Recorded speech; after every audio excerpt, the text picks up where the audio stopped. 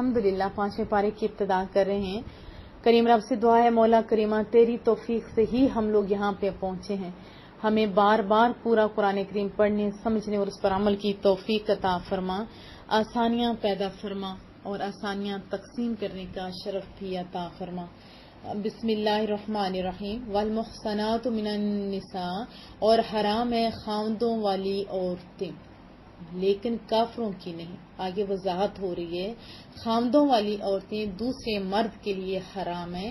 الا ما ملکت ایمانکم، مگر کافروں کی وہ عورتیں جو تمہاری ملک میں آ جائیں، یعنی لڑائی کے دوران جب آپ کے حصے میں آ جاتی ہیں. کتاب اللہ علیکم، فرض کیا اللہ نے ان احکام کو تم پر. احل لکم ما وراء، اور حلال کر دی گئی تمہارے لیے اس کے علاوہ.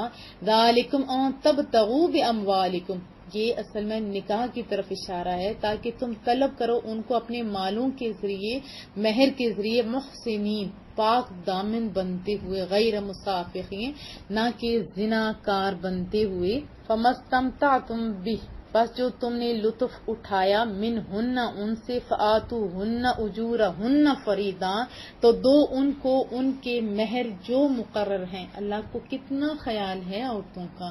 ولا جناح علیکم، اور کوئی حرج نہیں تم پر، فیما تراضیتم بہ، تم آپس میں راضی ہو جو، یعنی آپ دونوں میاں بیوی، ظاہر گھر تو آپ دونوں کا ہے نا، راضی ہو جو. تو یہ تو عارضی پیسہ ہے.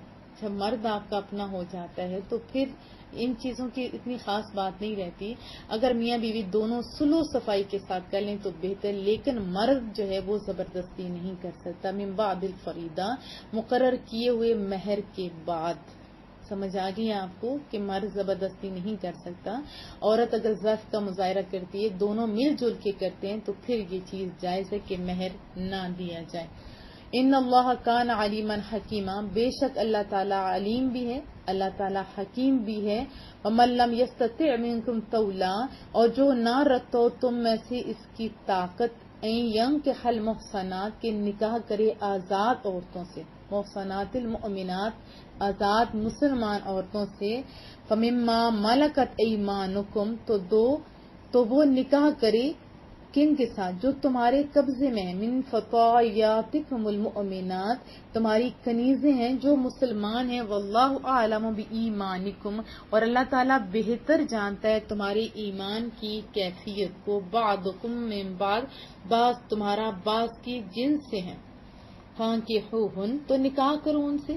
بإذن اہلیہن، ان کی سرپرستوں کے اجازت سے. یہ یاد رکھیے، ان کے سرپرستوں کی اجازت سے کیا ہوا جو اس طرح ارینج میرج ہوتی ہے وہی کامیاب ہوتی ہے. وآتوہن، اور دو انہیں کیا چیز، اجورہن بالمعروف، مہر ان کے دستور کے مطابق، تاکہ نکاح سے محصنات غیر مصافحات، وہ پاک دامن بن جائے، نہ کہ اعلانیہ زنا کار. والا امتخذات اخدان، یہ دیکھیں کتنا خوبصورت اسلام ہے. اور نہ بنانے والیاں ہوں پوشیدہ یار، یعنی اللہ تو دیکھ رہا ہے نا. یہ احساس تو آپ پوشیدہ کام کرنے ہی نہیں دیتا، لیکن جو چھپ کے دوستیاں کرتے ہیں، ناجائز محبتیں کرتے ہیں، ان سے سختی سے منع کیا گیا. آپ کے شوہر کا حق ہے کہ اس کو آپ خالص محبت دو، اسی طرح بیوی کا بھی حق ہے کہ اس کو خالص محبت ملے. ادھر ادھر کی جو گھسی پٹی محبت ہوتی ہے اس کا کوئی فائدہ نہیں ہوتا، اور حقیقت میں وہ محبت بھی نہیں ہوتی. اور یہ بھی یاد رکھیے، ایک دوسرے کے جب آپ حق ادا کرو گے تو آپ کی بیویاں اور آپ کے شوہر ادھر ادھر منہ بھی نہیں ماریں گے. فَإِذَا أُحْصِنَّ فَإِنْ أَتَيْنَ بِفَاحِشَةٍ، اور جب وہ نکاح سے محفوظ ہو جائیں تو پھر اگر وہ ارتکاب کریں بدکاری کا، فَعَلَيْهِنَّ، تو ان پر نصف ما علی المحصنات من العذاب، اس سزا کا نصف ہے جو آزاد عورتوں کے لیے ہے. سنتے نبوی کے مطابق 100 در آزاد کے لیے اور غلام کے لیے 50 ہوتے ہیں کوڑے. ذالک لمن خشی العنۃ منکم، یہ لونڈیوں سے نکاح کی اجازت اس لیے ہے، اس کے لیے ہے جس سے خطرہ ہو بدکاری میں مبتلا ہونے کا. وان تصبروا خیر لکم، اور تمہارا صبر کرنا بہتر ہے تمہارے لیے. صبر کتنی پیاری بات ہے، صبر کرنا چاہیے. واللہ غفور الرحیم، اللہ تعالیٰ بخشنے والا اور رحم فرمانے والا ہے. لیکن یہ جائز طریقے بھی اللہ نے بتا دیے. یرید اللہ، چاہتا ہے کریم رب، لیبین لکم، کہ کھول کر بیان کر دے اپنے احکام تمہارے لیے، وَيَهْدِيَكُمْ اور چلائے تم کو سُنَنَ الَّذِينَ مِن قَبْلِكُمْ کامیاب لوگوں کی راہوں پر جو تم سے پہلے گزرے ہیں. کتنی پیار سے سمجھایا گیا. بچوں کو ہم سمجھاتے ہیں نا، وہ دیکھو وہ فلاں آپ کا ماموں یا فلاں آپ کا چاچو اس طرح کامیاب ہوا، تم بھی یہ پڑھو گے تو یہ ہوگے. تو یہ نفسیاتی طریقے سے اللہ سمجھا رہے. وَيَتُوبَ عَلَيْكُمْ اور اپنے رحمت سے توجہ فرمائے تم پر. وَاللَّهُ عَلِيمٌ حَكِيمٌ اور کریم رب تو سب کچھ جاننے والا بڑا ہی دانا ہے. وَاللَّهُ يُرِيدُ اور اللہ تعالیٰ کیا چاہتا ہے؟ اَن يَتُوبَ عَلَيْكُمْ کہ اپنی رحمت سے توجہ فرمائے تم پر. وَيُرِيدُ الَّذِينَ اور چاہتے ہیں وہ لوگ جو یتبعون الشہوات پیروی کرتے ہیں اپنے خواہشوں کی، شہوتوں کی. ان تمیلوا میلا تم حق سے بالکل منہ موڑ لو. کتنی بڑی بات بتائی کہ اللہ تو یہ چاہتا ہے، اور جو شرطوں کے پابند ہیں وہ کیا چاہتے ہیں کہ تم حق سے بالکل منہ موڑ لو. ان تمیلوا میلا عظیما بالکل منہ موڑ لو. یرید اللہ اللہ تو چاہتا ہے ان یخفف عنکم کہ ہلکا کر دے کیا تم سے پابندیوں کا بوجھ ہلکا کر دے. اللہ تو یہ چاہتا ہے. وَخُلِقَ الْإِنسَانُ اور پیدا کیا گیا ہے انسان ضعیفا کمزور. اللہ کو پتہ ہے نا اس نے بنایا ہوا ہے. ہم ویسے جتنے مرضی بندے رہیں طاقتور، لیکن حقیقت کیا ہے اللہ کو خود پتہ ہے. ایک ماں کو پتہ ہوتا ہے میرا بچہ کیسا ہے، میری بچی کیسی ہے، تو وہ جو جس نے بنایا ہے اس کا عالم کیا ہے، یعنی پیدا کرنے والا بھی جانتی ہے یا جانتا ہے امی ابو. اور جس نے پیدا کیا ہے، خلق کیا ہے، تخلیق کیا ہے، وہ تو زیادہ بہتر جانتا ہے. یا ایھا الذین آمنوا اے ایمان والو لا تأکلوا اموالکم بینکم بالباطل نہ کھاؤ اپنے مال یعنی سارے مومنین کے مال تو اپنے ہی ہے نا، آپس میں ناجائز طریقے سے. کتنی محبت کے طور پہ اللہ نے واضح کیا کہ مومن کا مال بھی تو آپ کا اپنا ہے نا، تو صحیح طریقے سے کو نہ کہ باطل طریقے سے، غلط طریقے سے نہیں کھانا چاہیے. مذموم حرکتیں والا جیسے کر کے کھائی جاتے ہیں، یہ طریقہ درست نہیں ہے. حلال ہی ہوا کرتا ہے.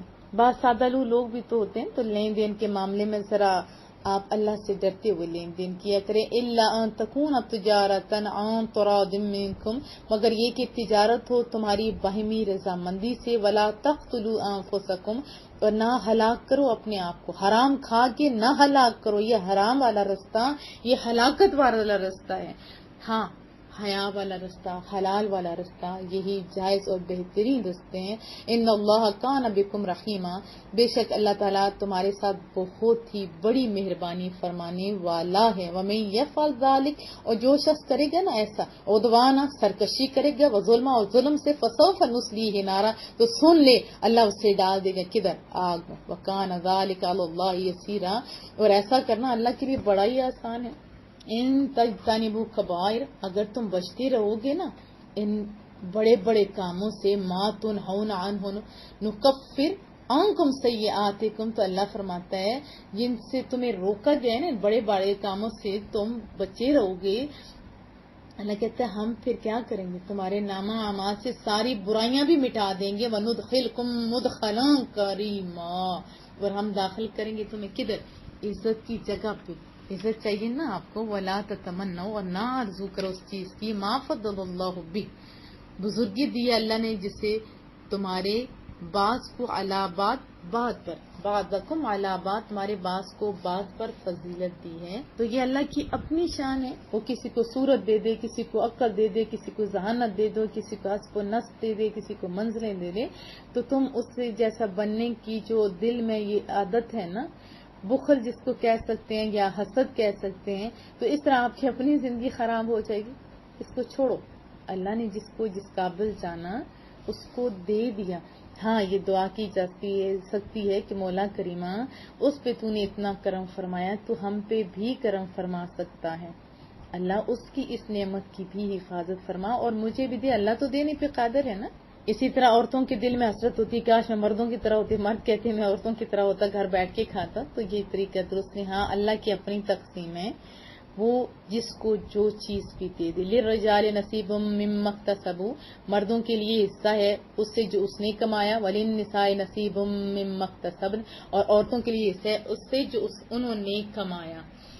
تو اللہ تعالیٰ کا یہ حکم بھی بڑا ہی پیارا ہے. بتا دیں کہ جو کماتا ہے اس کو لگانے کا خود حق بھی حاصل ہے، چاہے مرد ہو چاہے عورت ہو، دونوں کا حق حاصل ہے. یہ نہیں کہ مردوں کو تو حق ہے عورتوں کو نہیں، یہ طریقہ درست نہیں. میں نے یہ اکثر و بیشتر دیکھا ہے کہ مرد کی جو کمائی ہوتی ہے وہ تو آزاد ہوتا ہے، جدھر مرضی لگا لے، جبکہ عورت اپنی مرضی سے اپنے رشتہ داروں کو کچھ بھی نہیں دے سکتی. تو دونوں میاں بیوی سے یہ میں درخواست کروں گی کہ اپنا گھر پہلے مضبوط کریں. وَاسْأَلُوا اللَّهَ مِن فَضْلِهِ، اور مانگتے رہو اللہ تعالیٰ سے اس کے فضل و کرم کو.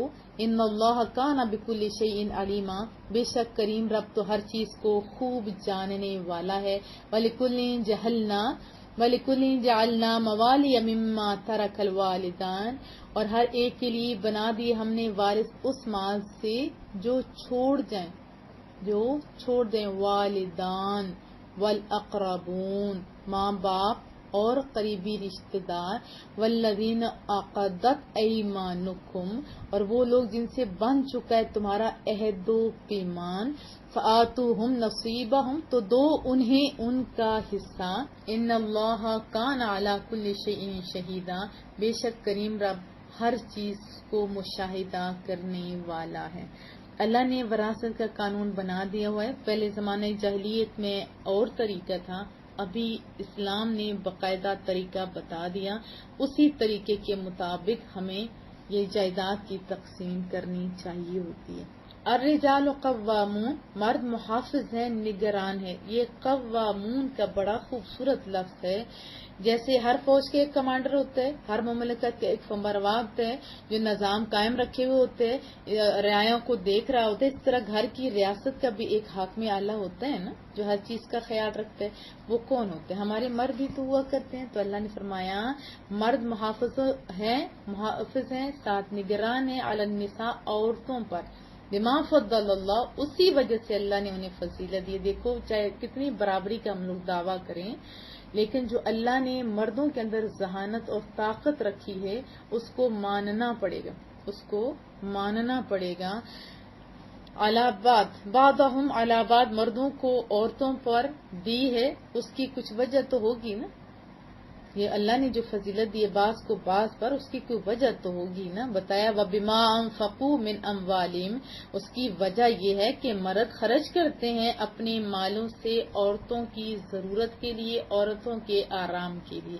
ایسا نہیں ہوتا ہم گھر میں بیٹھے ہوتے ہیں تو ہمارے مرد باپ بھائی شوہر باہر سے کما کے لاتے ہیں، جدھر سے جتنی بھی محنت کرنی پڑتی ہے. انہوں نے کبھی نہیں دیکھا یہ دور ہے یہ نزدیک، وہ محنت کرتے ہیں. فالصالحات، تو نیک عورتیں قانتات، اطاعت گزار ہوتی ہیں. حافظات، حفاظت کرنے والی ہوتی ہیں. للغیب، جب ان کی مرد وہاں پہ نہیں ہوتے. بما حفظ اللہ، اللہ کی حفاظت سے. اللہ نے جو انہیں حیا کی دولت دی ہوئی ہے اس کی بنا پہ اس کا شوہر اس کے پاس ہو یا نہ ہو، لیکن نہ اس کا مال ضائع کرتی ہے اور نہ ہی اس کی اس پر یعنی اس کے بستر پر دوسرے مرد کو آنے دیتی ہے.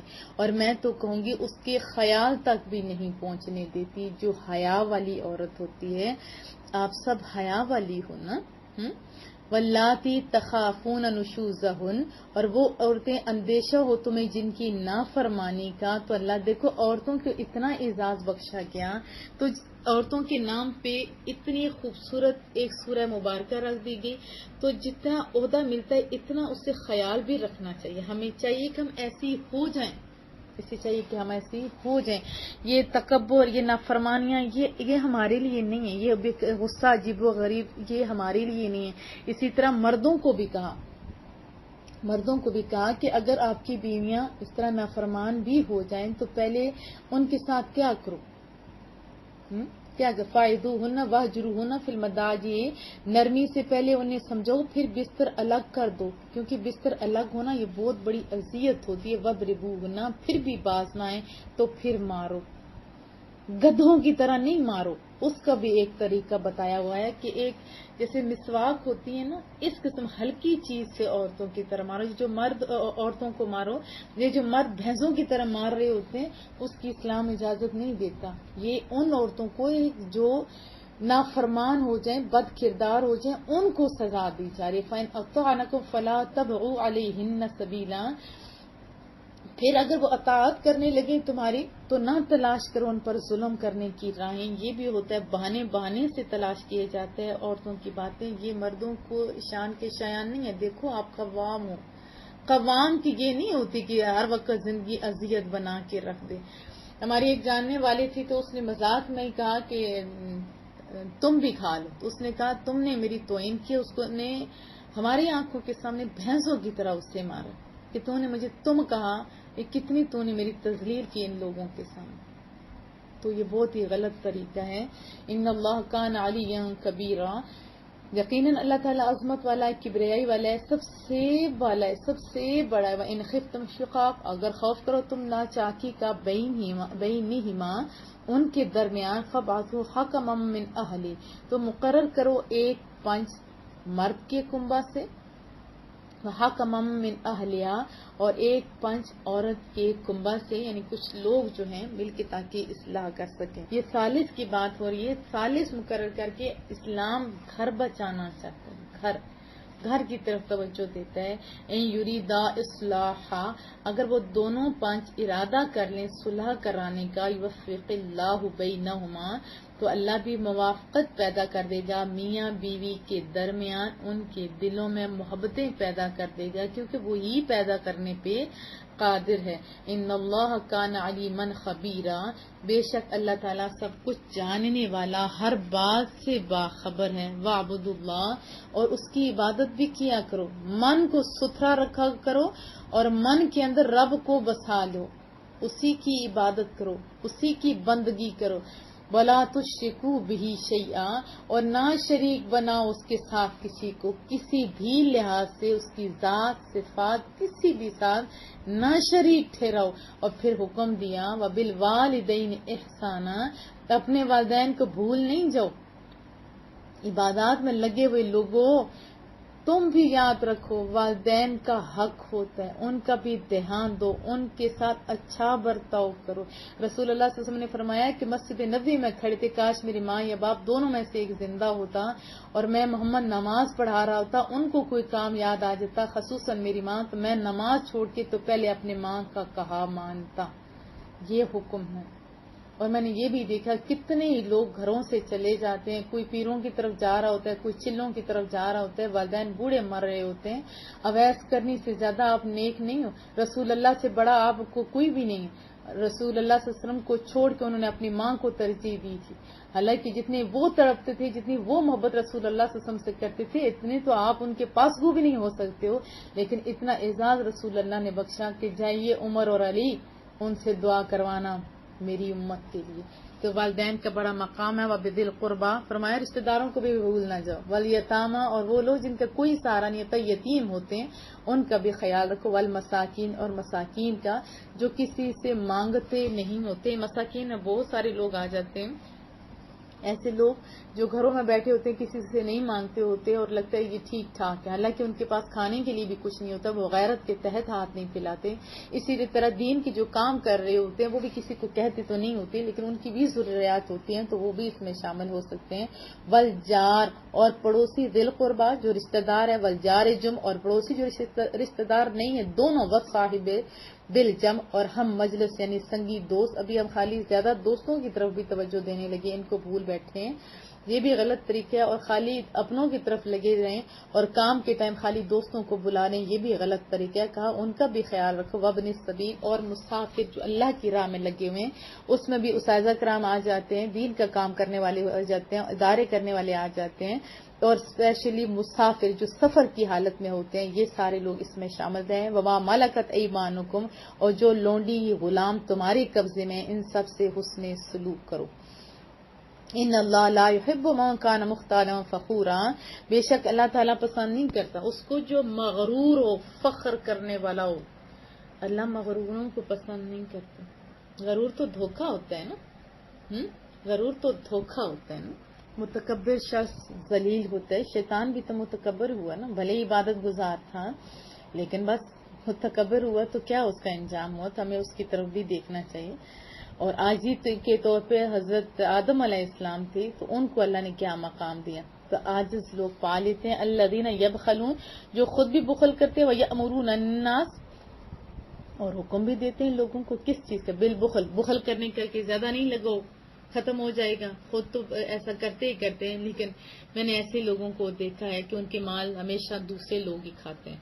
وَيَكْتُمُونَ اور چھپاتے ہیں مَا آتَاهُمُ اللَّهُ جو عطا فرمایا انہیں اللہ نے من فضل اپنے فضل سے، اپنے کرم سے. تو یہ ان بد نصیبوں کا ذکر ہو رہا ہے جن سے اللہ محبت نہیں کرتا. یہ لوگ کون سے ہوتے ہیں؟ غرور کی بیماری میں مبتلا، جن کو اتنی بھی یعنی بہت زیادہ بھی دولت ہو لیکن اللہ کی راہ میں خرچ کرنے کے لیے تیار نہیں ہوتے، خود تو کجا دوسروں کو بھی روک رہے ہوتے ہیں. تو ان کے لیے پھر اللہ کیا کہتا ہے؟ وَأَعْتَدْنَا لِلْكَافِرِينَ عَذَابًا مُهِينًا، ذلیل کرنے والا عذاب ہے. سمجھ جائیے آپ کو کہ وہ چھپاتے ہیں جو اللہ نے اپنے فضل و کرم سے دیا، نہ لگاتے ہیں نہ کچھ. ہمیشہ کیا کہتے ہیں؟ ہمارے پاس کچھ بھی نہیں، ہم بھوکے بھاڑے. اللہ کے شکر ادا کرنے والوں کو اللہ زیادہ دیتا ہے. والذین ينفقون اموالهم وہ لوگ جو خرچ کرتے ہیں اپنا مال. کچھ ایسا بھی طبقہ ہے، ایک تو بالکل بخیل ہے، دوسرا وہ طبقہ ہے جو خرچ تو کرتا ہے ریا الناس لے کر، لوگوں کو دکھانے کے لیے، اللہ کے لیے نہیں. کس کو؟ لوگوں کو دکھانے کے لیے. ولا یؤمنون اور وہ ایمان نہیں رکھتے باللہ اللہ پر. اللہ پہ ایمان ہوتا تو نصیبوں والے نہ ہوتے کہ وہ اس کی راہ پہ لگاتے، اس کے لیے لگاتے، بھلے اپنے ماں باپ کو دیتے، بھلے گھر والوں کو بھی دیتے، تو اس کا ثواب دونوں دنیا میں پا لیتے. فرمایا جو لوگوں کو دکھانے کے لیے کرتے ہیں یہ ان کی بات ہے. آپ سوچیے جو اللہ کو ماننے والے، یوم آخرت کو ماننے والے، کیا وہ بھی تو اس مرض میں مبتلا نہیں؟ لوگوں کو دکھانے والے ریاکار تو نہیں ہوں گے؟ ولا بالیوم الآخر اور نہ روز قیامت پر ایمان رکھتے ہیں. ومن یکن الشیطان اور وہ بدقسمت ہو جائے شیطان لہو قرینہ جس کا ساتھی قرینہ بس وہ بہت ہی برا ساتھی ہے. وماذا علیہم اور کیا نقصان ہوتا ان کا لو آمنوا باللہ اگر ایمان لاتے اللہ پر، والیوم الآخر اور روز قیامت پر، وانفقوا مما رزقهم اللہ اور خرچ کرتے ہیں اس سے جو دیا ہے انہیں اللہ نے. کون سا؟ اپنے پاس سے جو خرچ کرنے والے کر رہے ہوتے ہیں اسی میں سے تو کرتے ہیں نا. جو اللہ نے انہیں دیا وہ نہ دیتا تو پھر کدھر خرچ کرتے؟ اور ایسے لوگ کامیاب ہوتے ہیں. وَكَانَ اللَّهُ بِهِمْ عَلِيمًا اور اللہ تعالیٰ ان سے خوب واقف ہے. کتنی محبتوں سے رب کہہ رہے ہیں کہ کاش وہ ایسے ہوتے، ایمان بھی لاتے یوم آخرت پر اور اللہ پہ، اور پھر خرچ کرتے اس میں سے جو اللہ نے دیا ہوا. کتنی محبتوں سے ہوتا ہے. تو پھر ان کا کوئی نقصان ہوتا نہیں. ان اللہ لا یظلم مثقال ذرہ بے شک اللہ تعالیٰ تو ظلم نہیں کرتا ذرا برابر بھی. وان تک حسنہ اگر ہو معمولی سی نیکی یضاعفھا تو اللہ فرماتا ہے دگنا کر دیتے اللہ. ویؤتی من لدنہ اجرا عظیما اور دیتا ہے اپنے پاس سے اجر عظیم. دنیا متاع قلیل، اتنی دنیا بڑی لیکن یہ اجر عظیم. دنیا اتنی بڑی اس کو اللہ تعالیٰ قلیل اللہ کہہ رہا ہے تو اجر عظیم کتنا ہوگا. اس لیے آپ اچھے کام کیا کیجیے. کیا میں توقع رکھوں؟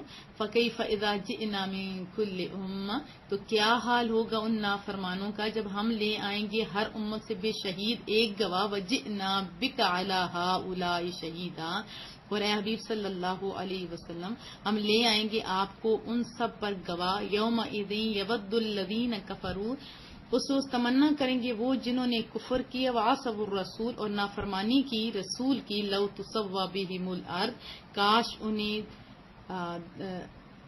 دبا کر ہموار کر دی جاتی ان پر زمین. ولا یکتمون اللہ حدیثا اور نہ چھپا سکیں گے اللہ سے کوئی بھی بات. کون تمنا کریں گے؟ نافرمان اور کافر لوگ کہ اس طرح وہ مر جاتے لیکن انہیں نہ پیش ہونا پڑتا. اور پیچھے ہم نے کیا پڑھا کہ تو کیا حال ہوگا ان نافرمانوں کا جب ہم لے آئیں گے ہر امت کے لیے ایک گواہ اور اے حبیب ہم لے آئیں گے آپ کو ان سب پر گواہ. اس کے سے ریلیٹڈ میں آپ کو ایک حدیث طیبہ بھی جو میں سنا دیتی ہوں. حضرت سعید بن مسیب کا قول ہے مصطفیٰ کریم صلی اللہ علیہ وسلم پر ہر صبح ہر شام یعنی صبح اور شام محبوب کی امت محبوب کو دکھائی جاتی ہے. رسول اللہ اپنے ہر امتی کا چہرہ اس کے اعمال کو پہچانتے ہیں. اسی وجہ سے وہ قیامت والے روز گواہی دیں گے. اور اللہ چاہے تو لمحہ لمحہ بھی دکھا سکتا ہے نا اپنے نبی کو. ابھی بھی جو لوگ کسی کو دکھ دے رہے ہوتے ہیں حقیقت میں وہ رسول اللہ کو ہی دکھ دے رہے ہوتے ہیں، اور جو کسی کے لیے اچھا کام کرتے ہیں یا اپنے لیے اچھا کرتے ہیں تو رسول اللہ نہ صرف خوش ہوتے ہیں بلکہ دعا فرماتے ہیں، یا ایھا الذین آمنوا، اے ایمان والو، لا تقربوا الصلاۃ، نہ قریب جاؤ نماز کے. اب یہ آدھی آیت پڑھ کے اگلا بندہ پڑھے ہی نہیں تو کہیں کہ نماز کے قریب ہی نہ ہو جاؤ. اسی طرح لوگ آدھی آیت پڑھ کے لوگوں کو گمراہ کرتے ہیں. اس لیے ہمیں چاہیے کہ جب کوئی ایسی بات ہو قرآن کریم کھولیں، اس کے آگے اور پیچھے دیکھیں وہ کن کے لیے آئی ہے، کس کے لیے آئی ہے اور آگے کیا کہہ رہی ہے. کیونکہ محبوب نے فرمایا یہ وقت آئے گا لوگ جو کفار اور مشرکین پر اتری ہوئی آیات ہیں وہ مسلمانوں پر چسپاں کر دیں گے. ایسا ہی نہیں ہو رہا آج کل؟ ایسا ہی ہو رہا ہے نا. یا آدھی آیت پڑھیں تو اس کا مطلب ہے کہ نماز ہی نہ پڑھو، بس کہانی ختم. نہیں، اسی کی وجہ سے ایک بہت بڑے پہلے ٹھیک ٹھاک نمازی بندے تھے، نام میں نہیں لیتی، اس طرح فرقوں کی بات آ جائے گی، اس کو نماز سے روکا گیا اور ہم فرے نے اس کا اعتراف بھی کیا کہ اس طرح ہم نے اس کو روکا تھا. اس میں تو یہ لکھا 2-3 آیات تھی جو اس نے اپنی مرضی سے اس بندے سے منوا لی تھی. تو یاد رکھیے پوری آیت مبارکہ پڑھنا، پورے احکام کو پڑھنا، نزول کا پڑھنا، پھر اس کے بعد فیصلہ کیا جا سکتا ہے. اے ایمان والو، نہ قریب جاؤ نماز کے وانتم سکارا، جبکہ تم نشے کی حالت میں ہو. عبد الرحمن بن عوف کے ہاں صحابہ مدعو تھے اور شراب کی دعوت بھی چل رہی تھی. نماز کا وقت ہوا تو انہوں نے جو سورہ کافرون ہے، لا اعبد ما تعبدون کی جگہ اعبد ما تعبدون، جس کا معنی بہت الٹ ہو جاتا ہے، وہ پڑھ لی. تو جب ہوش آیا تو پھر اللہ نے واضح احکام بتا دیے کہ شراب کے قریب نہیں جو، اور شراب پی کے آپ نماز نہیں پڑھو. حتی تعلموا ما تقولون، یہاں تک کہ تم سمجھنے لگو جو زبان سے کہتے ہو. اس کے ساتھ چند مسئلے بھی ثابت ہوتے ہیں کہ حالت نیند جیسے بہت ہو، نیند آ رہی ہو، اس ٹائم بھی نہیں، بلکہ بابو نے فرمایا پہلے اپنی نیند پوری کر لو.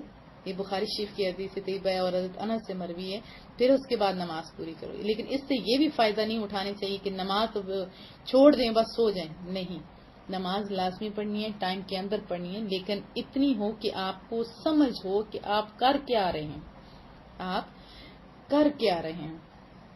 ولا جنوبا، اور نہ جنابت کی حالت میں، الا عابری سبیل، مگر یہ کہ تم کر رہے ہو سفر. پھر کہا کیونکہ جب جنبی بندہ ہوتا ہے تو اس وقت غنودگی سی عجیب سی کیفیت ہوتی ہے اعصاب پہ. تو کیا حکم ہے کہ آپ ذرا منہ پہ چھنٹے مار کے نہا کے تر و تازہ ہو کے تو پھر کرو نماز پڑھو. تو کیا حکم ہے؟ لیکن اگر تم سفر کر رہے ہو حتی تغتسلوا، یہاں تک کہ تم غسل کر لو. یہ اس لیے حکم ہے کہ جب اللہ کے ہاں جائے نا تر و تازہ ہو کے جائے، نہ سوتا جائے. وَإِن كُنتُم مَرْضَىٰ، ہاں اگر تم بیمار ہو، او علی سفر، یا تم سفر میں ہو، او جاء احد منکم، یا کوئی تم ایسے آئے من الغائط، قضائے حاجت سے، یعنی ٹائلٹ سے ہو کے آئے، او لامستم النساء، یا ہاتھ لگایا ہو تم نے اپنی عورتوں کو، فلم تجدوا ماء، پھر تم پانی نہیں پو، فتیمموا، تو تم تیمم کر لو، صعیدا، پاک، یہ دیکھو صعیدوں طیبہ، پاک مٹی سے. فامسحوا بوجوہکم، اس کا بھی طریقہ بتایا کہ ہاتھ پھیرو اپنے چہروں پر، ایدیکم، اور اپنے بازوؤں پر. ان اللہ کان عفوا، ان اللہ بے شک کریم رب، کان ہے، عفوا غفورا، بڑا ہی معاف فرمانے والا، بہت ہی بخشنے والا ہے. اسلام ایک ستھرا دین ہے اور صاف ستھرا رہنے والوں کو پسند کرتا ہے. پانی ہو تو افضل، نہیں تو تیمم کر کے جو، یہ حکم ہے کریم رب کا. لم ترا، کیا نہیں دیکھا اپنے، الی الذین، ان لوگوں کی طرف، اوتوا نصیبا، جنہیں دیا گیا حصہ، من الکتاب، کتاب سے. وہ کیا کر رہے ہیں؟ یشترون الضلالہ، وہ خرید رہے ہیں، وہ مول لے رہے ہیں گمراہی کو. ویریدون ان تضلوا السبیل، اور یہ بھی چاہتے ہیں کہ بہک جو تم بھی راہ راست سے. یہود و نصارہ کو آسمانی کتابیں دی گئی لیکن انہوں نے اس کی قدر نہیں کی، اور مال کے لیے، منصب کے لیے احکام الہی کو بالکل نظر انداز کر دیا، جو ان کی سعادت دارین، دونوں جہانوں کی کامیابیوں کی ضامن تھی. کون سی چیز؟ کتاب کے اندر جو احکام الہیہ تھے. لیکن انہوں نے یہ نہیں کیا، خود تو گمراہ ہوئے نا، اور بظاہر تمہارے دوست بنے، دوست کے روپ میں وہ ہیں لیکن حقیقت میں بدترین دشمن ہیں۔ چاہتے کیا ہے وہ؟ چاہتے یہ ہیں کہ تم بھی ایسے نافرمان بن جاؤ۔ تو ایسے دشمنوں سے اللہ بچائے۔ ایسے ظالم لوگ وہ کام کر سکتے ہیں جو کھلا دشمن ہے وہ نہیں کر سکتا۔ کھلے دشمن کی نسبت یہ لوگ زیادہ خطرناک ہوتے ہیں ہر دور میں۔ آپ بھی اپنے ارد گرد نظر دوڑائیے، مانا یہ یہود و نصارہ کے لیے تھا، لیکن ابھی بھی کتنے لوگ ہوں گے جو کہتے ہیں کہ جوانی میں اس طرح عبادت کا کیا فائدہ، چلو یار پھر دیکھا جائے گا۔ اس کے علاوہ بھی اور بہت کچھ ہوتا ہے، پیرنٹس کے لوگ وفادار ہوتے ہیں، لیکن کہا جاتا ہے کہ جوان ہو کہ ابھی بھی تم ماں سے پوچھتے۔ اس طرح بہت ساری چیزیں جو ہیں جو غلط ہیں، خود تو غلط کرتے ہیں لیکن دوسروں کو بہکا دیتے ہیں۔ بہرحال یہ یہود و نصارہ کے بارے میں تھی۔ واللہ اعلم بأعدائکم، اور اللہ تعالیٰ خوب جانتا ہے تمہارے دشمنوں کو۔ وکفا باللہ ولیا، اور کافی ہے تمہارے لیے اللہ کیا چیز؟ ولی، حمایتی۔ وکفا باللہ نصیرا، اور کافی ہے تمہارے لیے اللہ تعالیٰ مددگار۔ اللہ سے بڑھ کے کون ہے مدد کرنے والا؟ اللہ کی مدد بھی پکی اور کامیابی بھی پکی، تو کیوں نہ دوستی اللہ سے کر لیجئے۔ من الذین ہادوا یحرفون الکلمہ، کچھ لوگ جو یہودی ہیں پھیر دیتے ہیں اللہ کے کلام کو عن مواضعہ، اس کی اصل جگہ سے۔ وَيَقُولُونَ سَمِعْنَا، اور کہتے ہیں ہم نے سنا، وَعَصَيْنَا، اور ہم نے نافرمانی کی، وَاسْمَعْ، اور کیا کہتے ہیں؟ سنو تم، غیر مسمع، نہ سنائے جو، وَرَاعِنَا، اور کہتے ہیں راعنا، لیم بِأَلْسِنَتِهِمْ، بل دیتے ہوئے اپنی زبانوں کو، وَطَعْنًا فِي الدِّينِ، اور طعنہ زنی کرتے ہوئے دین میں۔ وَلَوْ أَنَّهُمْ قَالُوا سَمِعْنَا، اور اگر وہ یوں کہتے نا ہم نے سنا آپ کا ارشاد، وَأَطَعْنَا، اور اسے مان بھی لیا، وَاسْمَعْ، اور عرض سنیے ہماری، وَانظُرْنَا، اور نگاہ کرم فرمائیے، لَكَانَ خَيْرًا لَهُمْ وَأَقْوَمَ، تو بہت بہتر ہوتا ان کے لیے اور بہت درست۔ وَلَكِنْ لَعَنَهُمُ اللَّهُ، لیکن اپنی رحمت سے دور کر دیا انہیں اللہ نے، بِكُفْرِهِمْ، ان کے کفر کے باعث ایسے اللہ دور نہیں کرتا، ان کی نافرمانیوں کے باعث۔ فَلَا يُؤْمِنُونَ إِلَّا قَلِيلًا، پس نہیں ایمان لائیں گے، اگر لائیں گے بھی تو کتنے؟ قلیلا، تھوڑے سے لوگ ایمان لائیں گے ان میں سے۔ اللہ کو تو پتہ ہے نا یہودیوں کی بے باکی اور گستاخی اور ان کا انداز کلام اور کلام الہی میں اپنی مرضی کے مطابق کاٹ چھانٹ اور احکام خداوندی کی من مانی تعویلیں، یہ ان کی خصوصیات بن گئی تھی۔ کن کی؟ یہود کی۔ رسول اللہ صلی اللہ علیہ وسلم کی جہاں بھی تعریف ہوتی، جہاں بھی ان کے اچھے لفظوں میں تذکرہ ہوتا، تورات کے اندر آپ کو پتہ ہے تورات تو بھری پڑی ہے نا، تورات ہے، انجیل ہے، ساری کتابوں کے اندر رسول اللہ صلی اللہ علیہ وسلم کا تذکرہ تھا، لیکن انہوں نے کیا کیا؟ جان بوجھ کر رسول اللہ کے انکار کیا، ان کی جو اپنی کتاب تھی اس کی تعویلیں من گھڑت کی، اس کے معنی من گھڑت طریقے سے کیے، اور حد تو یہ تھی کہ گفتگو کے وقت رسول اللہ صلی اللہ علیہ وسلم کے دربار میں عجیب طریقے سے یہ ورڈ استعمال کرتے، ایسے معنی ہوتے جیسے یعنی ایک ایسے ورڈ یوز کرتے جن کے دو معنی ہوتے، اچھے معنی بھی اور برے معنی بھی، اس میں تعریف بھی ہو رہی ہوتی لیکن اس کا دوسرا معنی غلط بھی ہوتا، اور ایسے زبانوں کو بل دے دے کے کہتے تھے نا کہ اللہ ان پہ کیا کہوں، اور پھر صحابہ کرام اجمعین جب انہیں ٹوکتے تو کیا کہتے؟ نہیں صاحب ہمارا تو یہ انداز نہیں تھا، ہمارا تو یہ مدعا نہیں تھا، اور محبوب کو اگر انہیں کوئی حکم دیتے تو کیا فوراً اونچی آواز میں کہتے سمعنا، اور اسی سانس میں چپکے سے کیا کہتے؟ عصینا بھی کہہ دیتے، نہیں مانا، اور پھر یہ جو اوپر ورڈ پڑا تھا نا غیر مسمع، یہ بھی کہہ دیتے، اس کے بھی دو معنی بنتے ہیں نا، کہتے ہیں سنو، لیکن پھر اس کے بعد کیا ہے؟ سنائے نا، جو اس کے بھی معنی اچھی نہیں تھے، ایک معنی تو دعا والا تھا اور دوسرا نہیں، ایک تو اس کا معنی یہ ہے کہ کوئی ناگوار بات آپ کو سننی نہ پڑے، اور دوسرا یہ بددعائیہ الفاظ بھی تھے کہ آپ کچھ سن ہی نہ سکیں، اور وہ یہ کلمہ بولتے وقت دوسرا معنی مراد لیتے تھے. جیسے ہم نے پیچھے بھی پڑھا, ادھر بھی رائنا کا یہ ورڈ آیا ہوا ہے, اس میں ڈیٹیل ہم نے پڑھی تھی. یہ یہود رائنا کہتے تھے, اس کا مطلب یہ ہوتا تھا گڈر یا چرواہا جس کو کوئی عقل نہ ہو, استغفر اللہ تعالیٰ. اور جو مسلمان تھے وہ اس کا دوسرا معنی لیتے تھے کہ ہمیں سمجھ نہیں آئی, آپ دوبارہ سمجھا دیجیے. اور یہ عبرانی زبان کا لفظ تھا جس کے معنی غلط تھے, تو یہ جان بوجھ کے ایسا کیا کرتے تھے. اللہ کو یہ بات پسند نہ آئی تو اللہ نے فوراً کیا کہا, آپ ایسا کیوں کہتے ہو؟ آپ کو اس انداز میں سننا چاہیے کہ یہ بھی نہ کہنا پڑے کہ آپ دوبارہ کہیں. لیکن الٹرنیٹو کیا بتایا, پیچھے بھی ہم نے بتایا تھا, اگر سمجھنا ہے تو وانظرنا, نگاہ کرم فرمائیے, یہ لفظ ہی آپ چھوڑ دو. اب صحابہ کرام اجمعین سے زیادہ کون ادب کرنے والا تھا, لیکن اللہ نے سختی سے منع کر دیا کہ آپ ایسا ورڈ یوز نہیں کرو ورنہ سارے اعمال آپ کے ضائع ہو جائیں گے. اس میں ہمارے لیے بھی عبرت کا مقام ہے کہ ہم رسول اللہ صلی اللہ علیہ وسلم کے لیے جو ورڈ بھی استعمال کریں یا جو بھی سٹائل استعمال کریں, ہمیں یہ مد نظر رکھنا چاہیے کہیں ان کی شان کے شایان ہے یا اس کے اپوزٹ ہے. سمجھ آئیے نا آپ کو.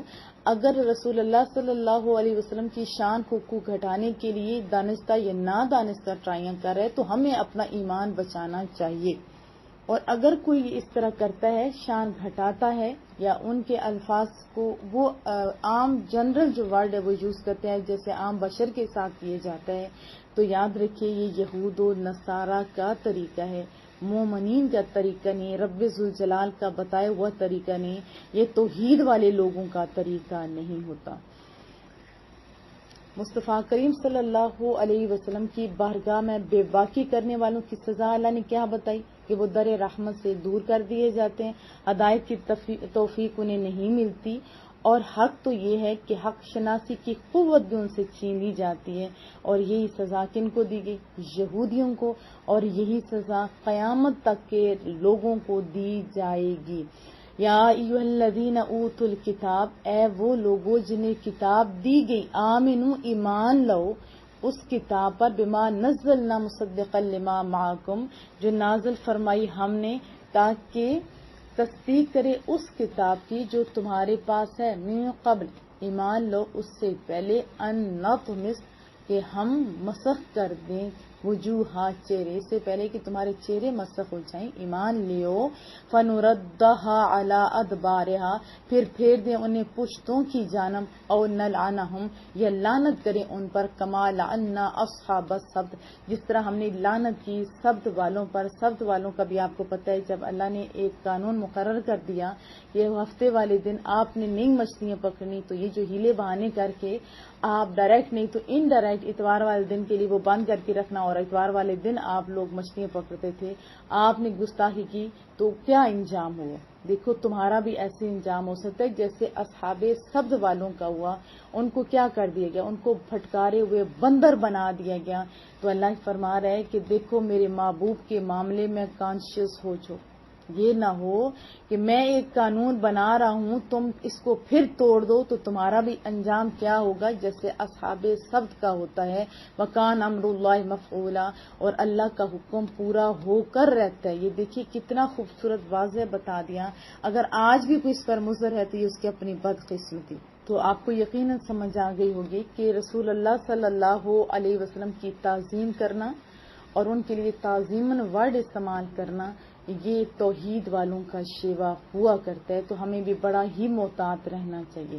ان اللہ لا یغفر, بے شک اللہ تعالیٰ نہیں بخشتا, ان یشرک بہ, کہ اس کے ساتھ کسی کو شریک کیا جائے.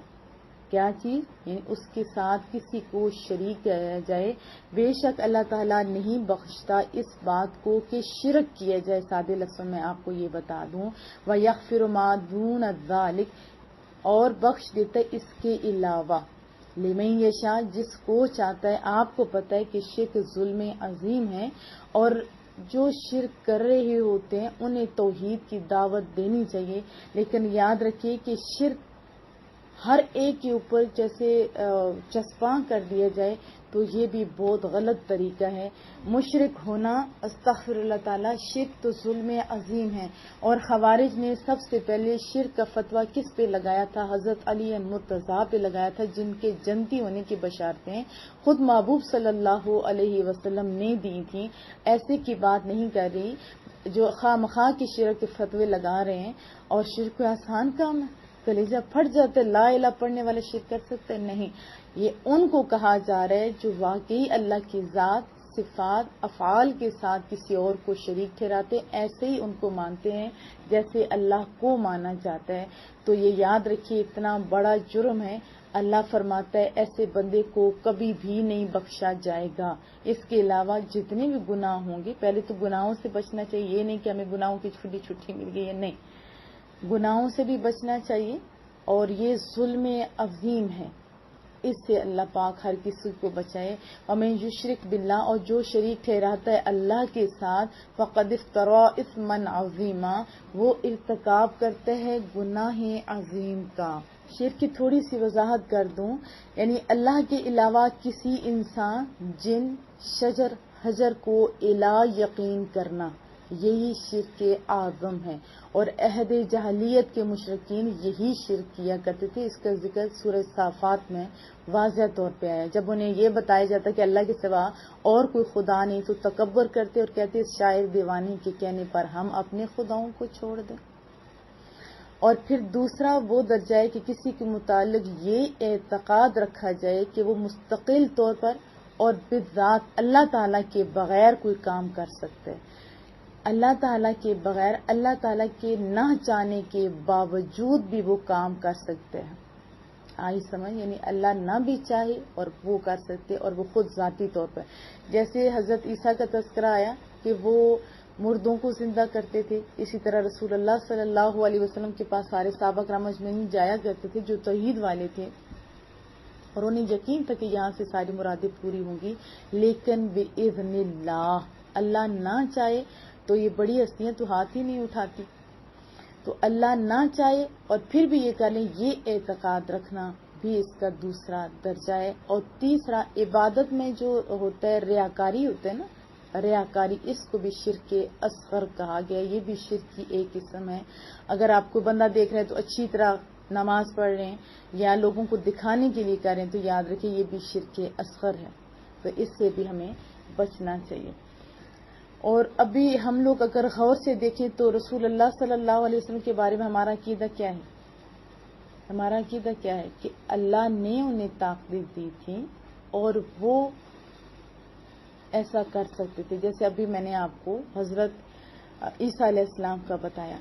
اور جو مسلمانوں کے اوپر خواہ مخواہ کی ایسی آیات چسپاں کر دیتے ہیں تو یقین مانیے یہ بڑی بد نصیبی ہے. کسی بچے کو اٹھا کے آپ دیکھ لیں، اس سے پوچھ کے دیکھ لیں اللہ کے بارے میں، وہ آپ کو سچ سچ بتا دے گا. اور کوئی مسلمان ایسا نہیں ہے جو اس طرح کا کرتا ہو. یہ یہودیوں کا طریقہ تھا کہ وہ اللہ کے ساتھ، صفات کے ساتھ سب کو شریک ٹھہراتے تھے.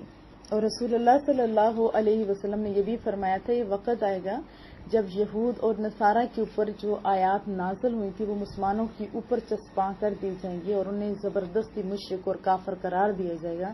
آپ بھی اپنی زبان کو استعمال کرتے ہوئے دھیان رکھیں کہیں آپ کا شمار بھی تو اس میں نہیں ہوتا.